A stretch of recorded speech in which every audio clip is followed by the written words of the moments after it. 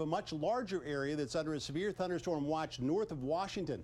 Round Hill to Middleburg getting pounded pretty good with the heavy rain and thunderstorms. The leading edge approaching Leesburg, and then we've got the river and Maryland to come shortly thereafter. Let's pull back the shot, put it all in perspective for you. All these areas in pink to the north are under severe thunderstorm watches. The areas across Pennsylvania, the north and west, have been dropped. So things are looking good. We still have the storms.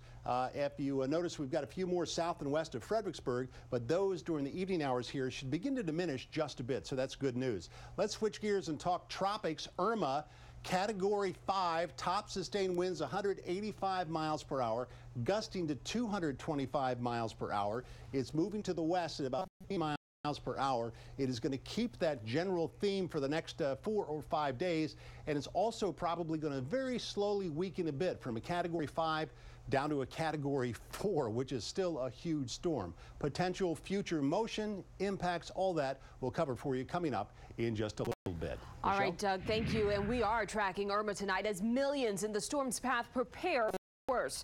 This is a scene from Puerto Rico to Key West and from Miami to Tampa. People scrambling, stocking up on emergency gear, boarding up windows, filling up handbags, trying to get gas for their cars and generators. Meanwhile, Florida's leaders are mincing words.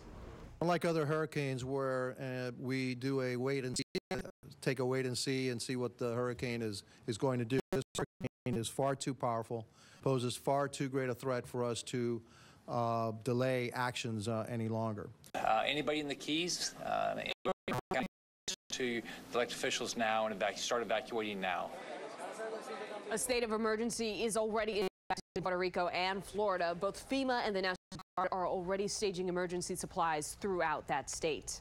Stay connected with the Stormwatch weather team as we track Irma and Tropical Storm Jose. That's the next one brewing. The most up-to-date forecast is always available on the Stormwatch weather app, as well as our Facebook and Twitter pages. Well, in the meantime, Texas is urging Congress not to forget their needs as we watch Hurricane Irma. You know, there's still major flooding going on right now in 5 counties, and that's expected to continue right to the end of the week.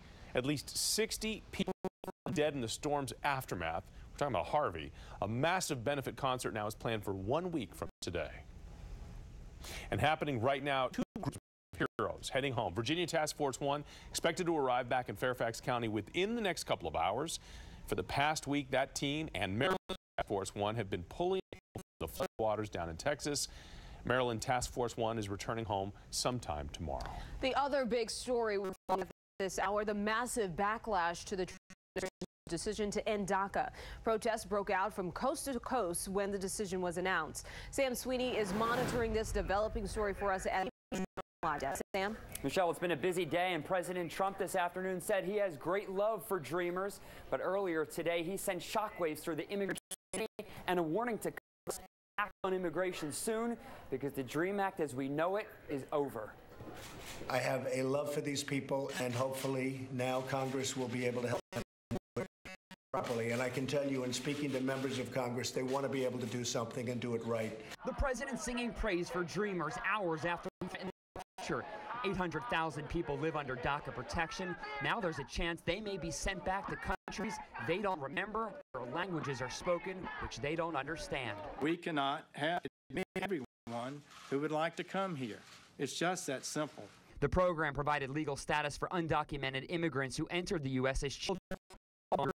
Background checks are either in school or working. Some are even veterans. We are not here to rob you. We are not here to give us money, to give us food.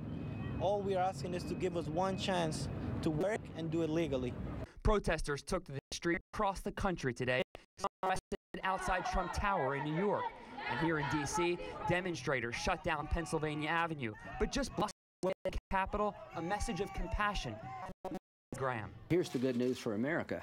You should want them to stay. They're great kids. They're working. They're productive. This is a win-win. If there was ever a Former President Barack Obama did release this statement after the announcement. He calls it in part wrong, self-defeating, and cruel. As for what's next, Lindsey Graham and Democrats joint press conference. Both demanded immediate action to keep dreamers in the country legally. If Congress doesn't act, deportation this march. Live in the newsroom, I'm Sam Sweeney, ABC 7 News. And Sam, we're gathering reaction from all sides to the president's decision on DACA. Check it out at Wjla.com. That includes the full text of former President Obama's statement. A 12-year-old girl is accused of stabbing a 13-year-old boy at her school, but right now, she's arrested. That's because of her diplomatic status. Now, that stabbing happened early this afternoon at the British International School.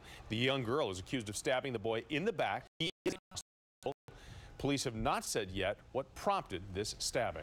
In less than an hour, Charlottesville leaders will debate removing another statue of a Confederate icon. This time, the statue in question honors General Stonewall Jackson. That monument, like the statue of Robert E. Lee, is currently covered by a tarp. The city's decision to remove the Lee statue sparked protests by white nationalists that ultimately turned into a deadly confrontation last month. Descendant of Lee has risen as pastor of his North Carolina